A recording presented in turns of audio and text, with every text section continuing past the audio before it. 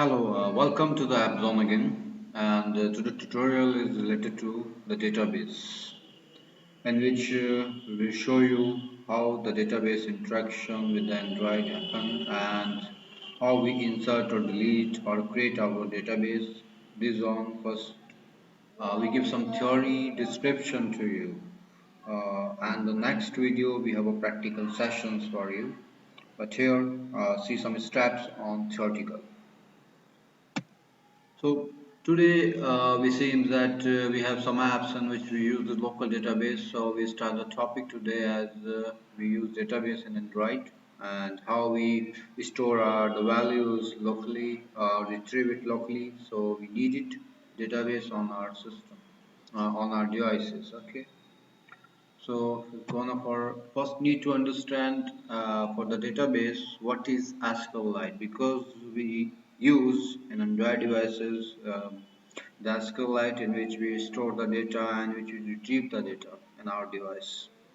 So SQLite is just simple. It is an open source SQL database that stores the data to a text file on a device. And SQLite supports all the relational database features, and the best way that we no need to be a JDBC or DBC bridge in it.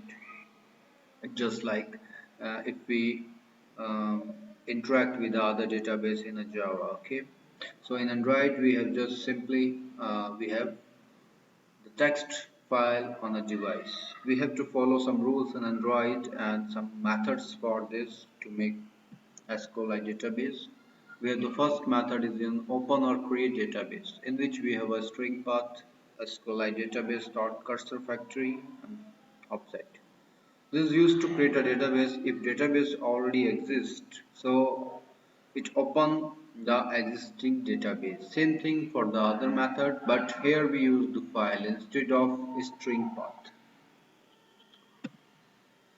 And the next is your open database. We have a string path, SQLite database, cursor factory, some flags, and more important, that is the database error handler, in which we can see our errors.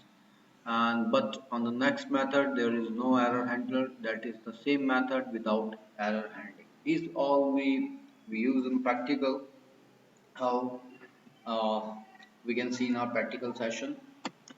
See here, the final definition is SQLite is an open source relational database and is used to perform the database operations on the Android devices, such as storing, the manipulating, or retrieving persistent data from the database. Means if we need to store something just like a table in the database, we can manipulate it, we can retrieve it in a persistent manner from the database.